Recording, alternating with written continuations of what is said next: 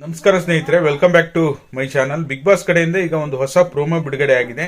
ನಿನ್ನೆ ಏನು ಗಿಲ್ಲಿ ಮತ್ತೆ ಅಶ್ವಿನಿ ಅವರು ಮಧ್ಯೆ ಏನು ಜಗಳ ಆಯ್ತು, ಇವಾಗ ಮ್ಯೂಟೆಂಟ್ ರಘು ಮತ್ತೆ ಅಶ್ವಿನಿ ಅವ್ರ ನಡುವೆ ಜಗಳ ಆಗ್ತಾ ಇದೆ. ಅದು ಮೊದಲಿಂದ ಸ್ಟಾರ್ಟ್ ಆಗೋದು ಎಲ್ಲಿಂದ ಅಂದ್ರೆ, ಅಶ್ವಿನಿ ಗೌಡ ಅವರು ಆಲ್ರೆಡಿ ಗೇಮ್ ಅನ್ನ ಮುಗಿಸಿ ರೆಸ್ಟ್ ತಗೊಂತಾ ಇರ್ತಾರೆ. ಅದೇ ಸಮಯಕ್ಕೆ ರಘು ಅವರು, ಕ್ಯಾಪ್ಟನ್ ಆಗಿರುವಂತ ರಘು ಅವರು ಬಂದು ಕ್ಲೀನ್ ಮಾಡಬೇಕು, ಎಲ್ಲೋದ್ರಪ್ಪ ಅಶ್ವಿನಿ ಗೌಡ ಅವರು ಅಂತ ಬಂದು ಕೇಳ್ತಾರೆ.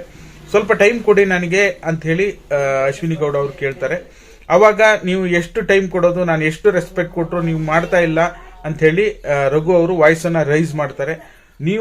ನೀನು ತಾನು ಅನ್ಬೇಡಿ, ನನಗೆ ಹೋಗು ಬಾ ಅನ್ಬೇಡಿ ಅಂತ ಹೇಳಿ ಅಶ್ವಿನಿ ಗೌಡ ಅವರು ರೈಸ್ ಆಗ್ಬಿಟ್ಟು ಸಿಕ್ಕಾಪಟ್ಟೆ ಅವರಿಗೂ ಇವರಿಗೂ ಗಲಾಟೆ ಆಗುತ್ತೆ.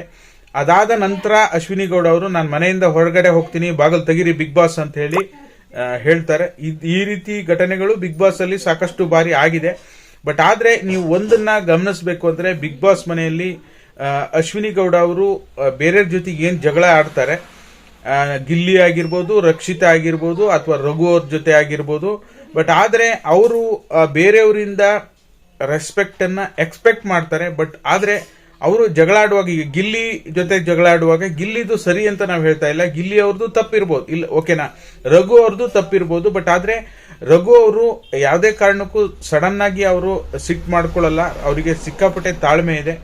ಅವರು ಸಿಕ್ಕಾಪಟ್ಟೆ ರೈಸ್ ಆಗಿದ್ದಾರೆ, ರಘು ಅವರು ರೈಸ್ ಆಗಿದ್ದಾರೆ ಅಂದ್ರೆ ಅಷ್ಟು ಅವರು ಕರೆದ್ರೂ ಸಹ ಇವ್ರು ಬಂದಿಲ್ಲ ಅಂತ ಅರ್ಥ.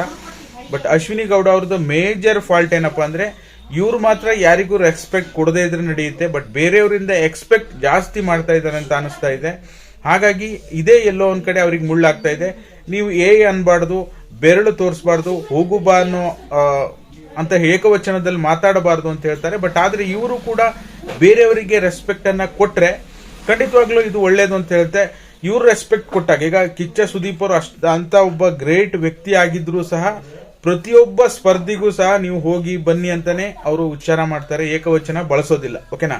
ಅದೇ ರೀತಿ ಅಶ್ವಿನಿ ಗೌಡ ಅವರು ಬಳಸ್ಬೋದಲ್ಲ, ಅವ್ರು ಎಲ್ಲರಿಗೂ ಹೋಗಿ ಬನ್ನಿ ಅಂತ ಹೇಳಿ ರೆಸ್ಪೆಕ್ಟ್ ಕೊಟ್ಟು, ಅವ್ರಿಗೇನಾದ್ರೂ ಗಿಲ್ಲಿಯವರಾಗ್ಲಿ ಬೇರೆಯವರಾಗ್ಲಿ ಏನಾದ್ರೂ ರೆಸ್ಪೆಕ್ಟ್ ಕೊಟ್ಟಿಲ್ಲ ಅಂದ್ರೆ ಆಗ ಅವರು ಮಾತಾಡಬೇಕಾಗತ್ತೆ. ಫಸ್ಟ್ ಇವರು ಬೆರಳು ತೋರಿಸ್ತಾರೆ, ಅಂತಾರೆ, ನೀವು ಹೋಗಲೋ ಅಂತಾರೆ. ಈ ರೀತಿ ಶಬ್ದಗಳನ್ನ ಅಶ್ವಿನಿ ಗೌಡ ಅವರೇ ಸ್ವತಃ ಬಳಸಿ ಈಗ ಬೇರೆಯವರಿಂದ ರೆಸ್ಪೆಕ್ಟ್ ಅನ್ನ ಎಕ್ಸ್ಪೆಕ್ಟ್ ಮಾಡಿದ್ರೆ ಹೇಗೆ ಸಾಧ್ಯ ಅನ್ನೋದು ನನ್ನ ಪ್ರಶ್ನೆ.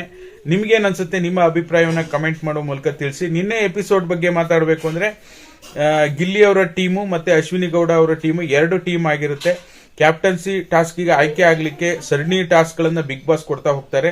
ನೀರು ತುಂಬೋದು ಮತ್ತೆ ನೀರನ್ನ ಅವರಿಗೆ ಅಟ್ಯಾಕ್ ಮಾಡಿ ನಿಲ್ಲಿಸುವಂತ ನಿನ್ನೆ ಆಟದಲ್ಲಿ ಟಾಸ್ಕ್ ನಲ್ಲಿ ಅಶ್ವಿನಿ ಗೌಡ ಅವರ ಟೀಮು ಗೆಲ್ಲುತ್ತೆ.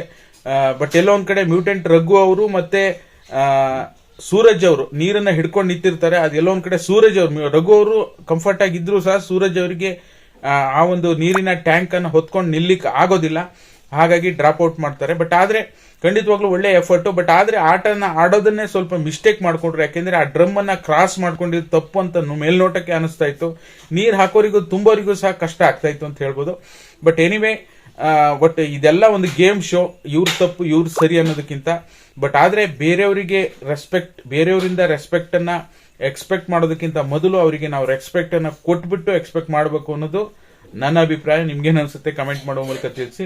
ನಿನ್ನೆ ಗಿಲ್ಲಿ ಆಯ್ತು, ಇವತ್ತು ಮ್ಯೂಟೆಂಟ್ ರಘು ಅವ್ರ ಜೊತೆಗೆ ಅಶ್ವಿನಿ ಗೌಡ ಅವರು ಜಗಳ ಮಾಡ್ಕೊಂಡಿದ್ದಾರೆ. ಇನ್ನು ಹೇಗಾಗುತ್ತೋ ಮುಂದೆ ಗೊತ್ತಿಲ್ಲ. ಮನೆಯಿಂದ ಹೋಗ್ಬಿಡ್ತೀನಿ ಅಂತ ಹೇಳಿ ಕೂಡ ಹೊರಡ್ತಾರೆ. ಇದಾಗಿತ್ತು ಈ ಕ್ಷಣದ ಮಾಹಿತಿ. ಇದೇ ರೀತಿ ಹೊಸ ಹೊಸ ಬಿಗ್ ಬಾಸ್ ಅಪ್ಡೇಟ್ಗಳಿಗಾಗಿ ನಮ್ಮ ಚಾನಲ್ ಸಬ್ಸ್ಕ್ರೈಬ್ ಮಾಡಿ. ವಿಡಿಯೋ ಇಷ್ಟ ಆದ್ರೆ ಲೈಕ್ ಮಾಡಿ. Thank you all. Thank you so much for watching.